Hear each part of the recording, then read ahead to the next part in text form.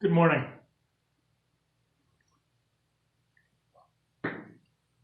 Today we are moving along with the topic of permaculture. We moved on to chapter 2 in the designer's manual, and we're going to talk today about keeping energy in your system. So your system is where you live, your yard, and whatever area you have some bit of control over. When energy enters into that system, it's something that you want to capture and retain as long as possible. So that's the whole theme of this beginning of this chapter. Now you've got your system, then your neighborhood is a system, your town is a system, and you can push this all the way out to thinking about the entire world as a system. So Mollison begins this chapter by talking about the world and about Gaia, and he talks about the destruction of of the environment and how we need to reverse that. And I'm not going to go into a whole lot of that right now, except I'd like to just sort of kind of summarize it. And that is to say that we are part of the world and we are part of nature. And so when we fight against nature, we're fighting against ourselves. And so by definition, nature will always win. So the question is not, will we beat nature? Will nature beat us? We are nature. So either way, nature wins. The question is, what is it going to look like for us? What is the result of this going to be for us as a species? And so it's that result that we're trying to modify and change with the concepts of permaculture. So Mollison initially talks about the difference between different kinds of sciences. And so what he says is that there are the hard sciences like mathematics and physics and non-organic chemistry, where if you start with a certain premise and you conduct an experiment in the right environment, you can recreate that experiment over and over again. It's always going to give you the same outputs. So the same input in those kinds of sciences can be controlled in a situation so that you will get the same output. You mix two chemicals together in the same situation, at the same temperature, you can predict the outcome.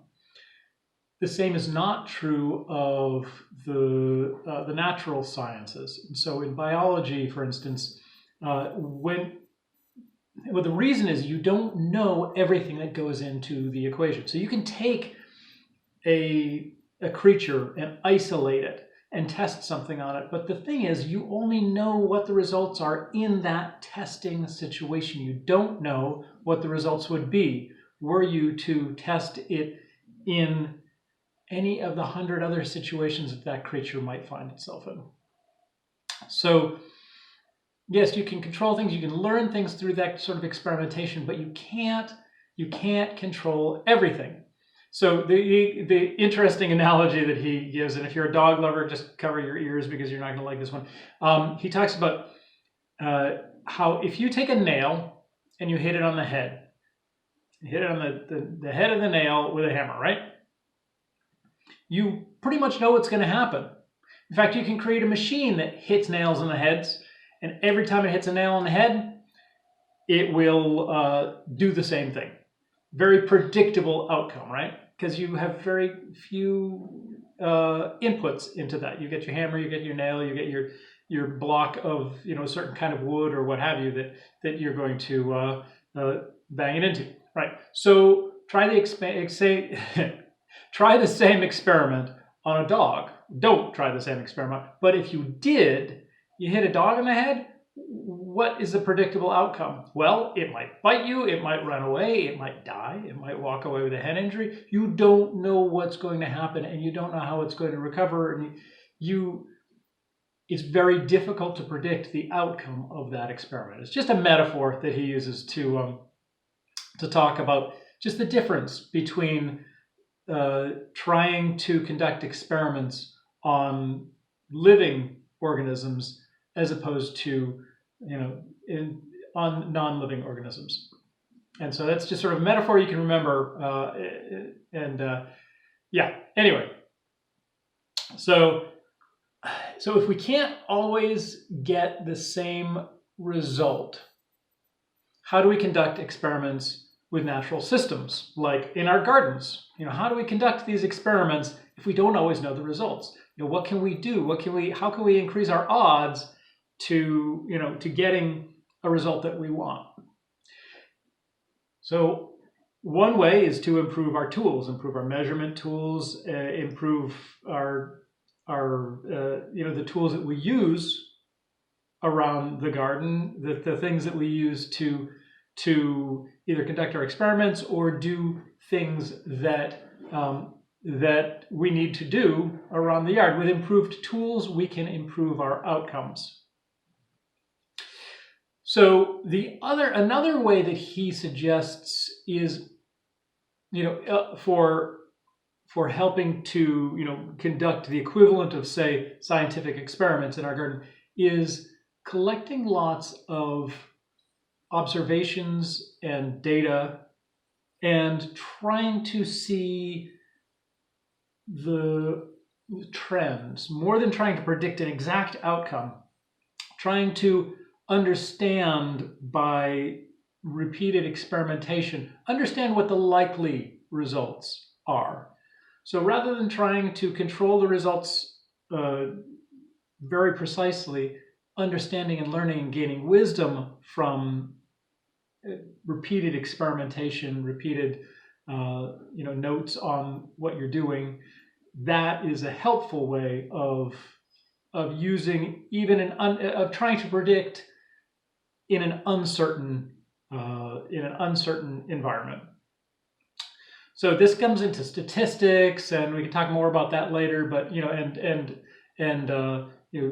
predicting outcomes, probability, that sort of thing.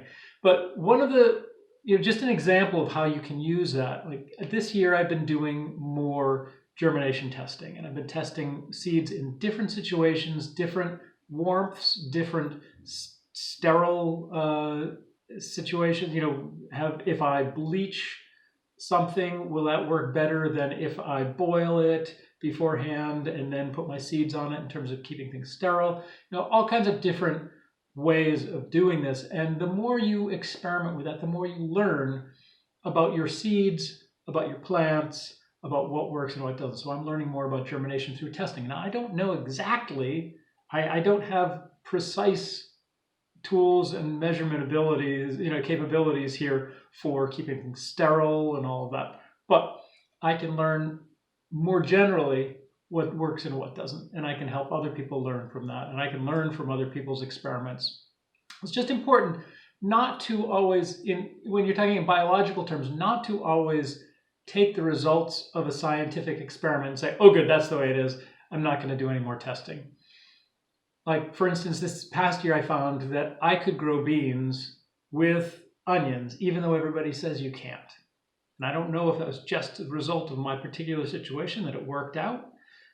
Maybe I wasn't growing that many onions and the ratio of beans to onions just worked, but they grew great. So things like that. You can't say definitively with biological systems exactly what's going to happen in every situation, because you just can't keep track of all of the different things that could possibly affect your experiment.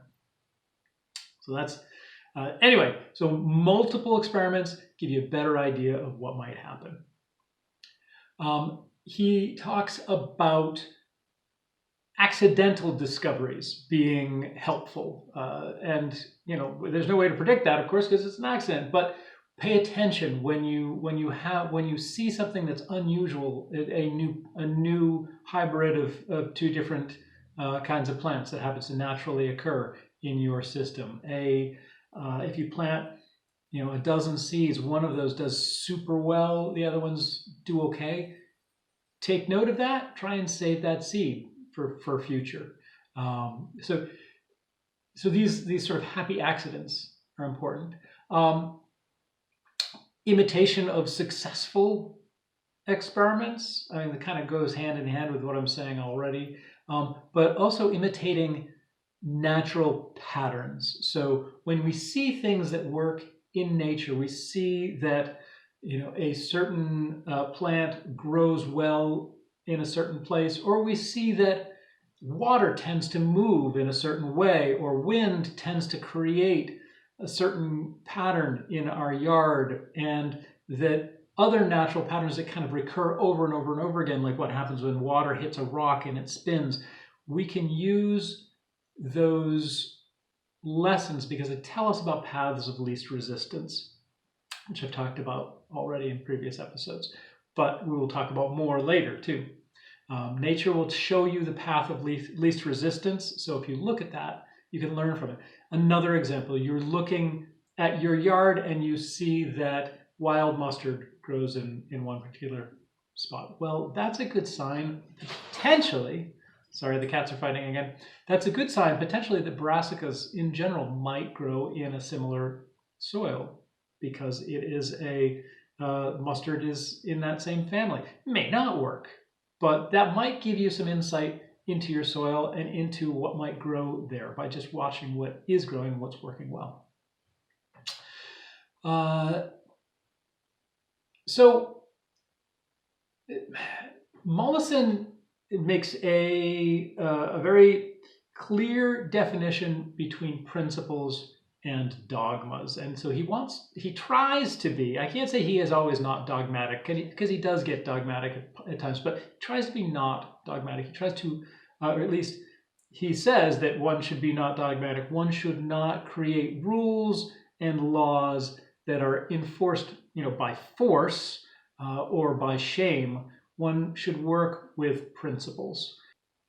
So Mollison loves to make lists of design principles. And I think if you go through the designer's manual, you'll find many different sections where he talks about permaculture design principles. And every time it's a slightly different twist and sometimes very different from the last time we talked about principles. But anyway, design principles we're talking about right here, and that he talks about in this section, working with nature and not against it. And I brought that up at the beginning, and I want to kind of expound on that a little bit more.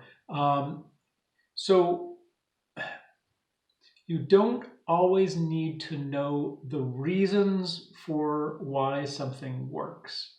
It's handy if you do, but you don't necessarily need to know the reasons why nature works in a certain way. It is sometimes enough just to observe it and to try and apply it and experiment with it in your own situation. So people build herb spirals, which gives you lots of edge and in a spiral situation, so you can have what is in effect a row of herbs growing in a very small space. So you don't have to have a very long space, you can do it in a spiral. Spirals are something you find in nature all the time, and it's often it's a design that conserves space, both in nature and can be used in your garden. The other benefit of this herb spiral concept is it starts up high and goes down lower. So the lower portions tend to get more water or have more water settle down, and the higher portions tend to be drier. So you can plant your drier herbs and the ones that need more sun up at the top. And then as you go further down, you can plant things that need more water, like say basil. It also provides lots of edge, and as permaculture states over and over again, edge is important because it's where two different types of environment meet each other, and that can be a very active space. So just something to think about. Another principle that Mollison talks about is the problem is the solution. He liked to say that a lot. The problem is the solution. So that can mean that when you find a problem, it helps you reach the solution for that same problem. What it also tends to mean in other cases is that you find one problem in one place and you realize that it indicates or points toward a solution for another problem. So you've got too much manure, well, but that's great fertilizer for your garden or for somebody else's garden.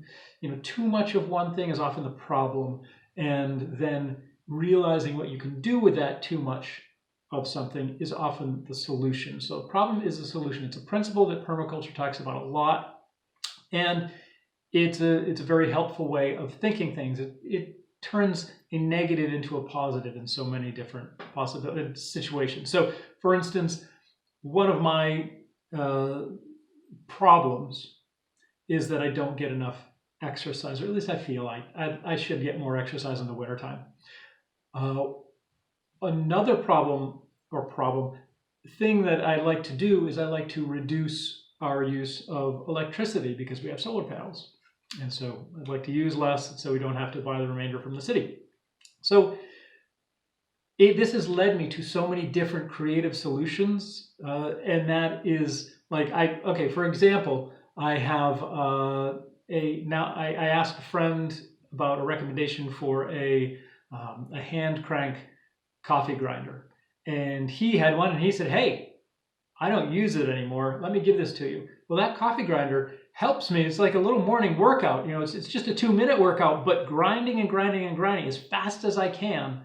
That gives me a little bit of exercise, another way to integrate exercise into my day.